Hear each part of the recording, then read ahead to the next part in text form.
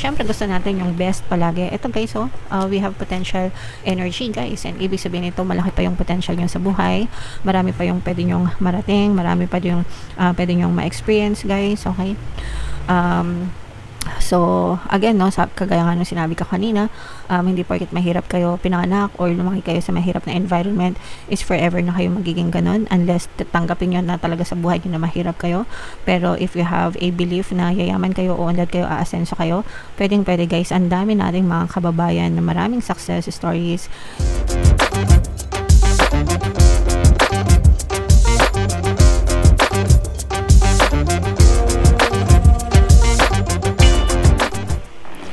Hello guys, hello Leo, welcome back to Pinoy Pixie Tarot. Ang pamagat ng episode natin for tonight is OOTM, Oracle of the Month, para ngayong December guys, para sa Leo, Sun, Moon, Rising Sign, and Venus.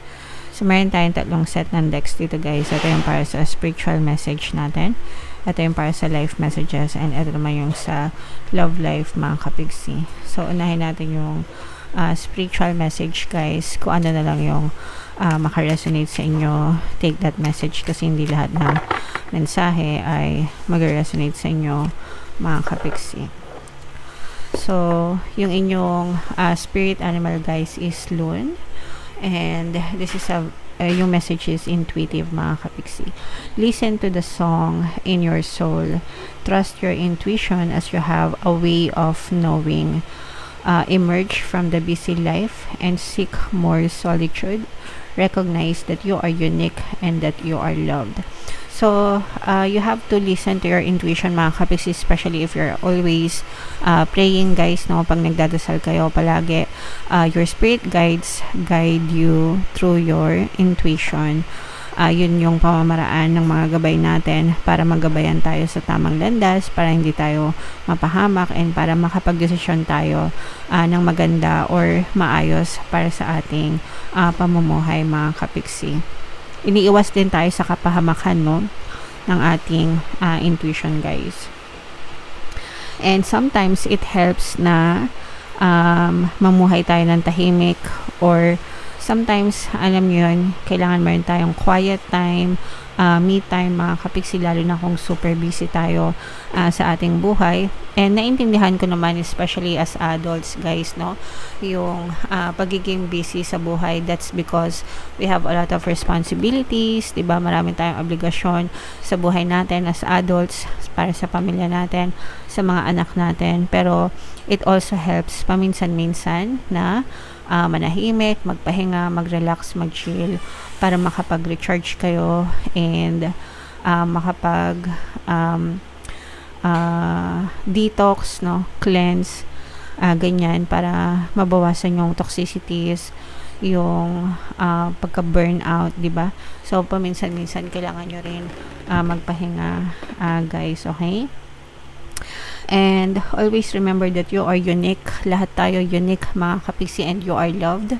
The universe loves you. The universe is always here for you mga kapiksi. Okay?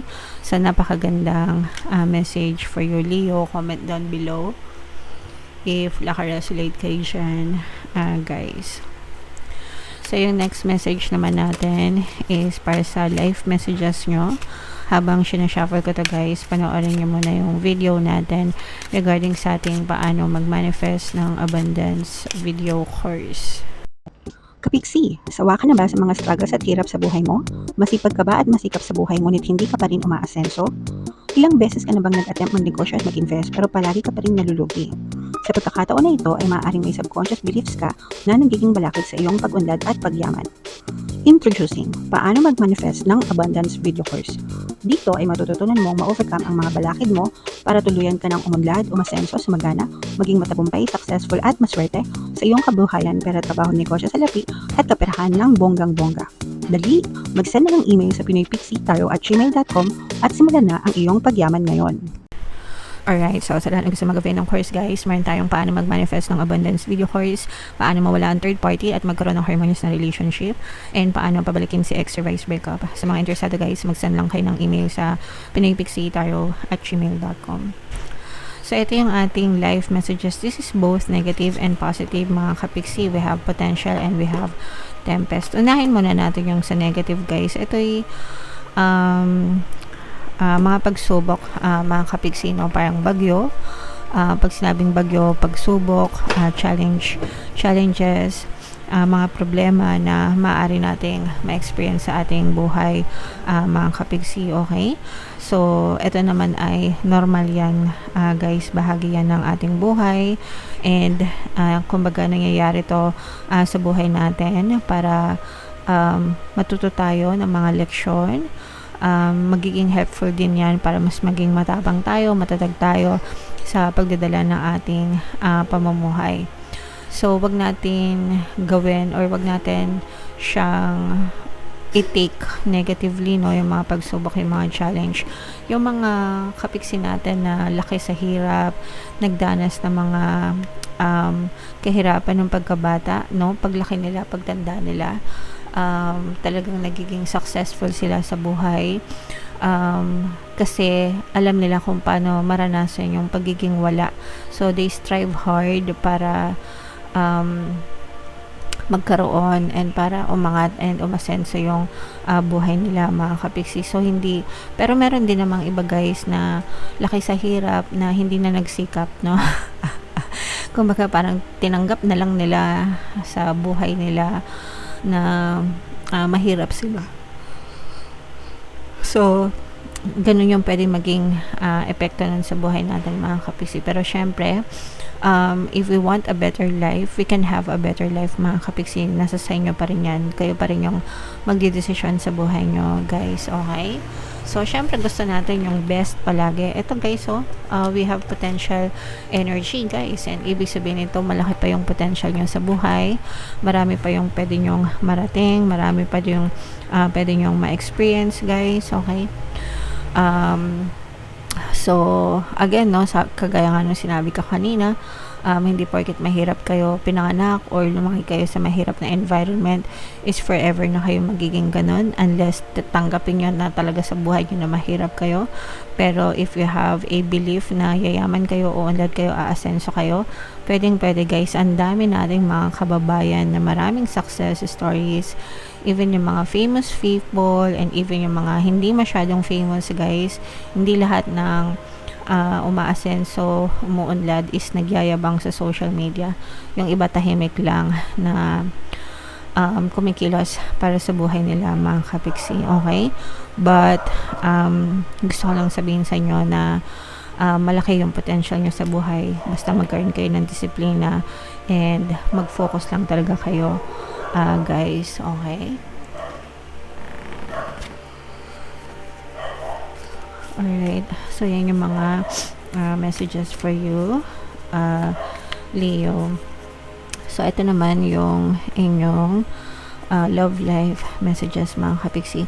Habang sinashower ko to, guys, naka-upload na sa ating channel yung inyong 2026 kapalaran. Kung hindi nyo pa napapanood, guys, punta lang kayo sa homepage natin. Nandun yung energy nyo, mga kapiksi. Nandun yung mga videos nyo. So, ito yung mga love life messages. Ito yung mga images, guys. So, unahin natin ito, mga kapiksi. Ito yung freedom, no? There is nothing stopping you. The path is clear if you want it to be. Pagdating sa love life, guys, sa relationships, romantic relationship, you always have the freedom to choose kung sino magiging person nyo. You have the freedom to choose kung anong relasyon kayo magkakaroon, mga kapiksi.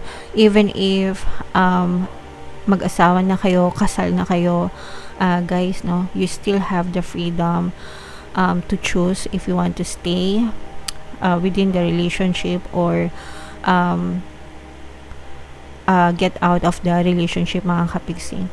And syempre, sasabihin ng ibang tao, walang makakapaghiwalay kapag kasal na kayo, di ba? But that's not the case in reality, mga kapiksi. Kahit sabihin may basbas pa yan or whatever, it's still between the two couples, no? Nasa inyong dalawa pa rin yan, mga kapiksi. Kasi kahit na kasal na, marami, dalawang bansa na lang, guys, yung walang divorce, Pilipinas at saka yung Vatican.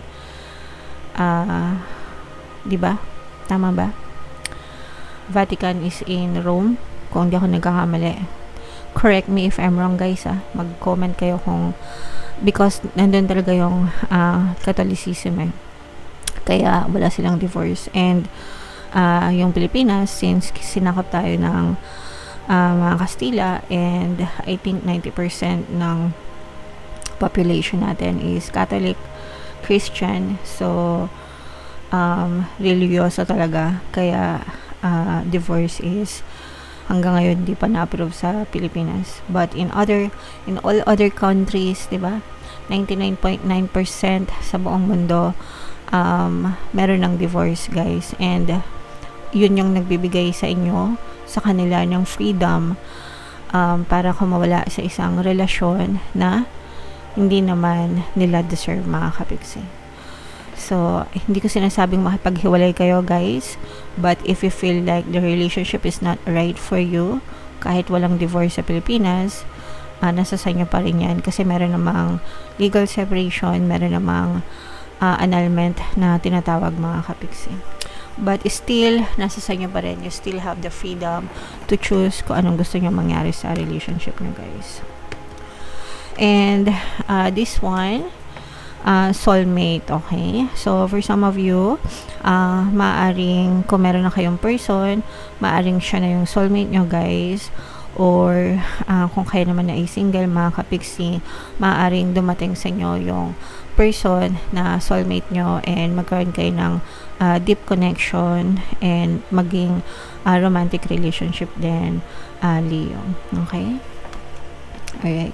So, yan yung inyong mga mensahe, guys. Comment down below. Ito, i-main na yun na itong soulmate nito, itong freedom na to, itong matataas or malalaking potential sa buhay, no? I-main na yun na, guys, sa comment section. And comment down below kung saan kayo naka-resonate, guys. Dito ba sa spiritual message? Dito ba sa life messages? Or dito ba sa love life? No? Comment down below, mga kabigsi. Ito yung ating 2026 kapalaran. Ito naman yung ating success stories ng paano mag-manifest ng abundance video course. Click here to subscribe, guys. Thank you for liking, sharing, and subscribing. See you next time. I love you all. Have a nice day. Bye-bye.